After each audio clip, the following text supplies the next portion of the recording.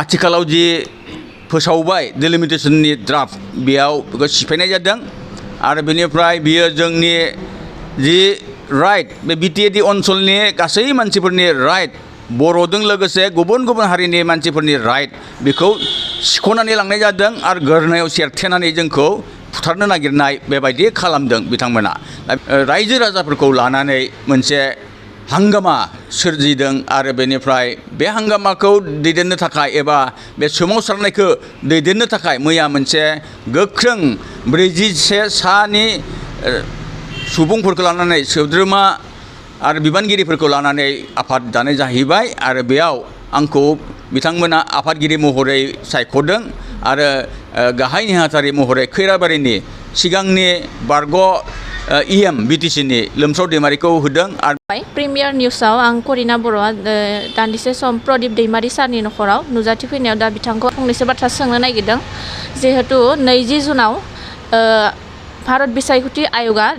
Delimitation ड्राफ्टखौ माने फोसावना होनाय जाबाय दा बेनि सायाव बिथां सारा मा बुङो बेनि सायाव सोंनो नागिरदों। खुलुमबाय प्रिमियार निउस जाना खाथियाव रायजो राजानिसिम थांनाय जि 20 जुन 2023 बे खालि जे इलेक्सन कमिसना मोनसे ड्राफ्ट प्रप'जेल पाब्लिश खालामनानै होबाय आरो बेयाव समस्तिफोरखौ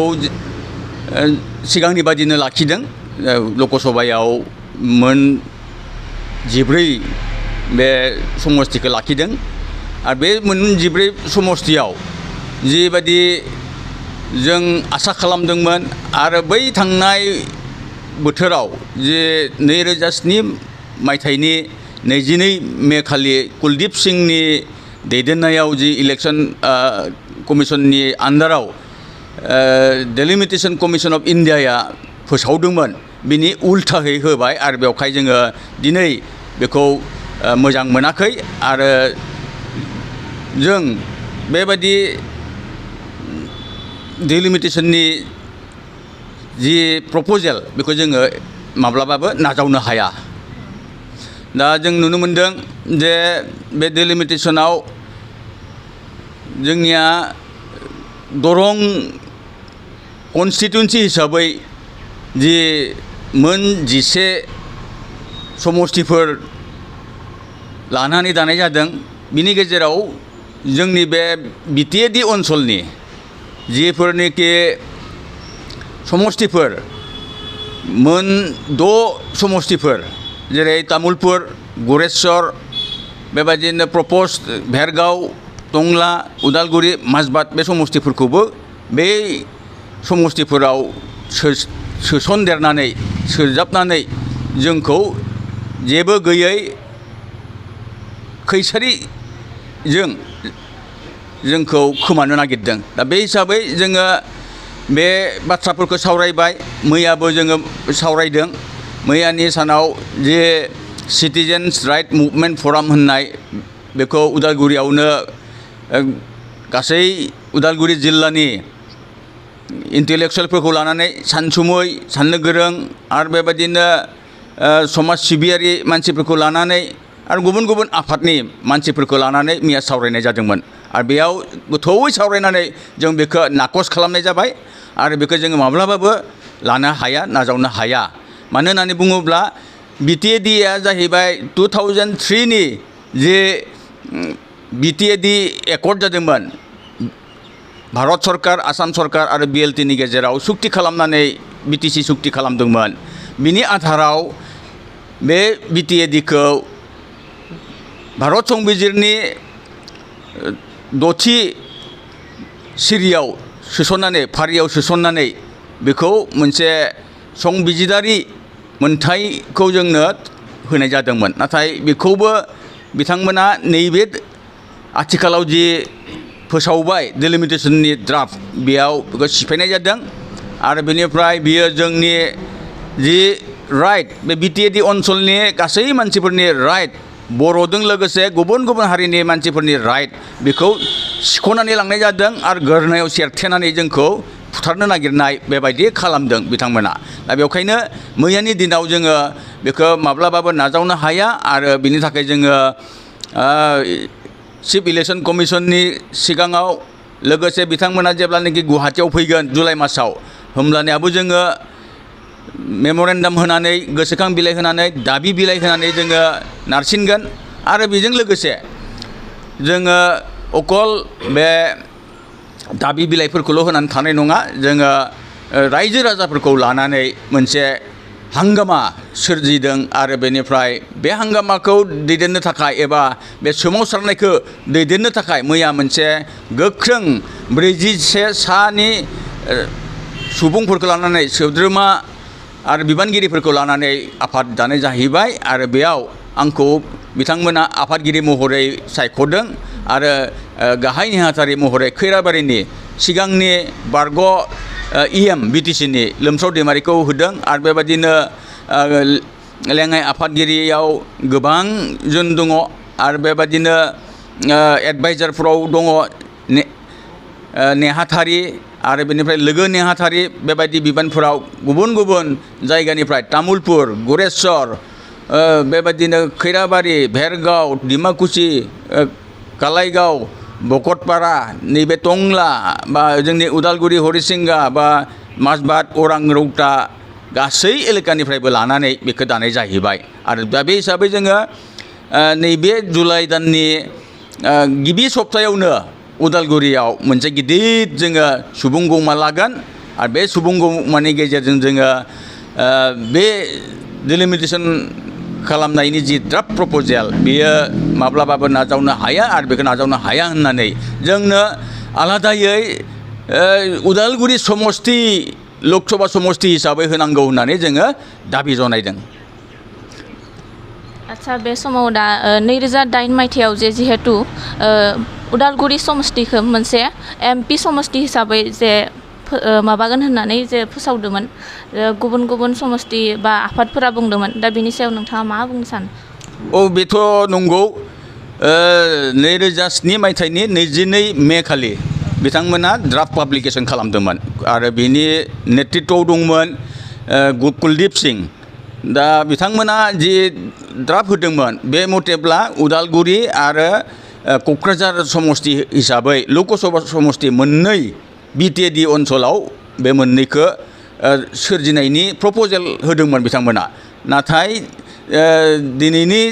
नैबे गोदानै थांनाय बे 20 जुन खालि होनाय बे ड्राफ्ट प्रप'जेलाव बे गैया जोंनि बे गासैबो बिटिएडि ओनसोलनिफ्राय बे मोनद' समस्तिफोरखौ लानानै बिथांमोना दरं समस्ति हिसाबै फोसावदों आरो बियो दरं समस्तियाव बे बिटिएडिनि मोनद'खौ लानानै गुबुन मोनबा बाहेरनिफ्राय लाफादेरदों दलगाव मंगलदै बेबायदिनो सिपाझार कमलपुर रङिया बेफोरखौ लानानै आरो बे रङिया बायदि समस्तिया नैबे प्रप'ज गोदान जानायाव एकेबारे गुवाहाटी खाथिनि हाजोसिम सहैयो दा बेबायदि जोंनि बे माजबादनिफ्राय एकेबारे हाजोसिम सहैनाय बोरैहाय माने आर्बिट्रेरिलि होननानै जों बुंनांगोन आरो बेनिफ्राय काप्रिसियासलि बे माबाखौ प्रप'जेलखौ बानायदों ड्राफ्टखौ बानायदों एकेबारे जोंनि बिटिएडि ओनसोलनि जाति जनगोष्ठीनि बर' जाथिनि बा सोरबा असमिया बाङालि बिहारि बा नेपालि बा बेबायदिनो आदिबासि बा बेबायदिनो राभा गार' जेसेबां दङ बे मुस्लिम बा बेबायदिनो गुबुन गुबुन हारि दङ बे गासैबो जाथिनि थाखाय बे मोजां नङा आरो संबिजिरनि 6थि फारिनि बादिब्ला बिटिएडि ओनसोला जिहेतु 6थि फारियाव दङ संबिजिरनि बेखौ बाहेराव लांनानै माब्लाबाबो बेबायदि सरजाबनानै गुबुनजों दाजाबनानै खालामनो हाया बिटिएडि ओनसोलनि समस्तिफोरखौ लानानैसो समस्ति दानो हागोन आरो बे हिसाबै बै समाव 2007 मायथाइयाव जि खालामदोंमोन बेयो क'क्राझार हिसाबै मोनस्निमोन समस्ति उदालगुरि हिसाबै मोनस्नि समस्ति लानानै दानाय जादोंमोन होमब्ला दिनै मानो हाया जाखो दिनैबो हानांगौ आरो बे मोन्थायखौनो जोंनो होनांगौ दिनै बे हिसाबै जोङो उदालगुरि समस्ति लकसभा समस्ति हिसाबै जेब्लासिम जों मोना इलेक्शन कमिसन अफ इन्डियाया जेब्लासिम जोंनो बेखौ फाइनाल खालामनानै होआ अब्लासिम जोंनि बे सोमावसारनाया उदालगुरि लकसभा समस्ति दाबिनायनि बे सोमावसारनाया थांबाय थागोन आरो बे गोख्रोंनिफ्राय गोख्रों जालांबाय थागोन संबिजिरनि गन्दियाव थानाय बादिब्ला आर्टिकेल 330 मथे लकसभाखौ बे ट्राइबेल एलेकानिफ्राय 6 शिड्युल एलेकानिखौ सोरजिना होनो हायो आरो बे हिसाबै दाना होनांगौ बे हिसाबै दानांगौब्ला बे 330 आर्टिकेल अफ द इन्डियान कन्स्टिटिउसन बे मथेहै दानांगौब्ला बिटिएडिआव मोननै रोखा जानांगोन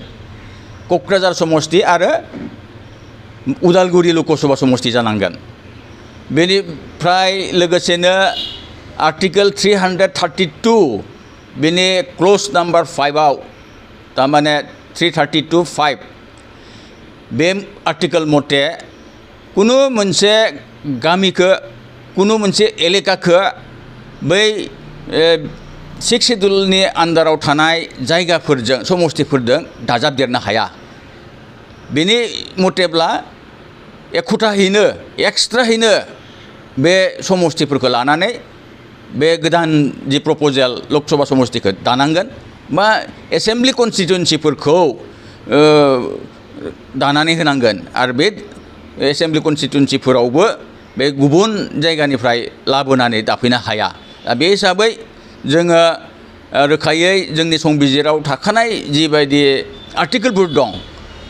मोन्थायफोर दं बे मोन्थायखौ जोंनो होथारनांगोन आरो जोङो बेखौ मोनागौमानि नाजालांबाय थागोन लोगोसे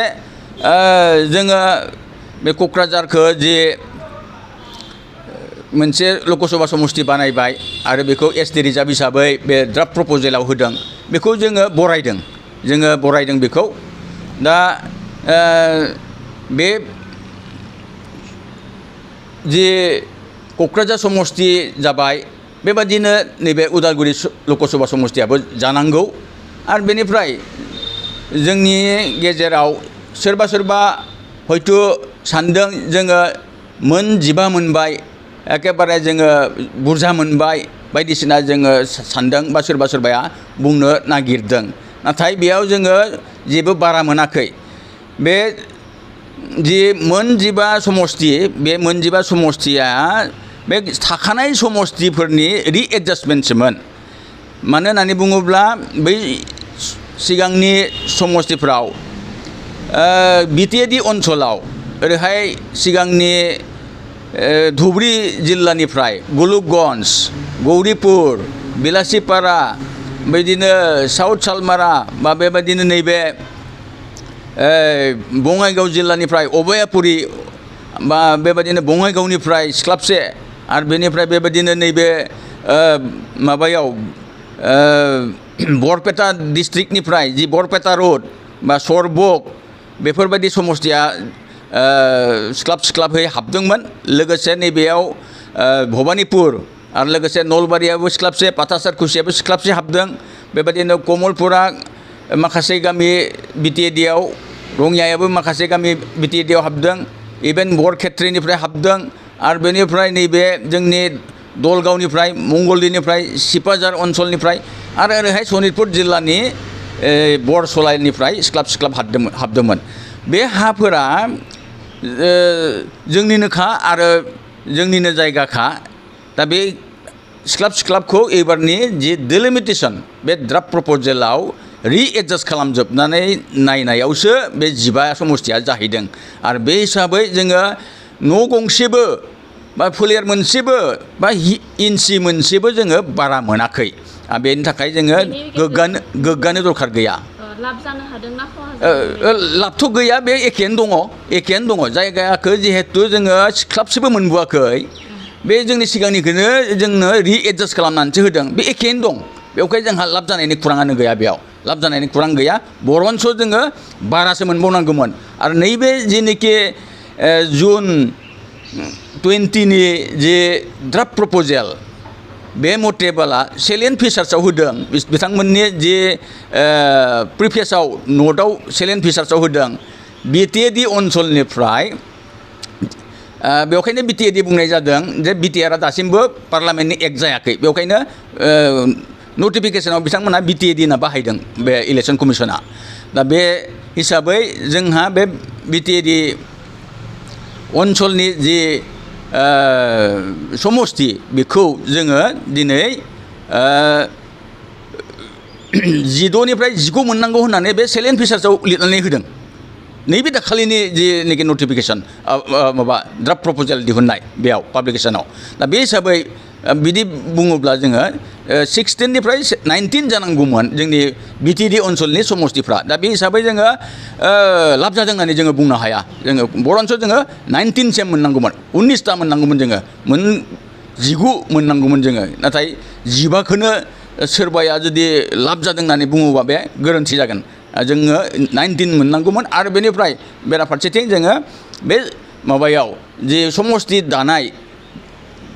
कन्स्टिटुएन्सि डिलिमिटेसनाव बे कन्स्टिटिउसननि संबिजिरनि गेजेरजों आर्टिकेल जे 330 आर्टिकेल 332 5 क्लज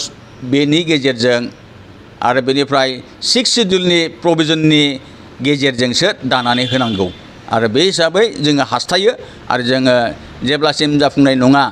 अब्लासिम जोङो बे उदालगुरि लकसभा समस्ति सोरजिनायनि थाखाय जोङो नाजालांबाय थागोन